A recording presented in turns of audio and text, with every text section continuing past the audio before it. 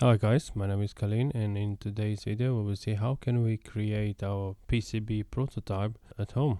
I am using the circuit maker, which is a very good tool especially for the beginners. Creating the schematics, PCBs, and very nice 3D visualizations of the final product. I am using the press and peel method. Using a laser printer, I'm printing the bottom layout of the PCB onto the blue film press and peel paper.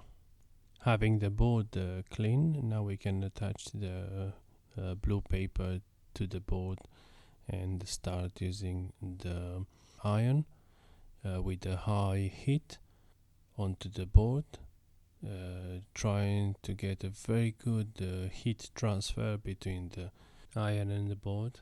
As an isolator, to slow down the heat transfer, I'm using few pieces of paper. During this process, I checked if the toner got glued to the board. After the transfer is finished, I left the board to cool down and then slowly removed the press and peel blue film. Yeah, I did try to be careful as possible while I was removing the blue film, but unfortunately, not all the toner has been transferred to the board, and I had to use permanent marker, a Sharpie's pen with a very pointy tip to be able to remake all the traces.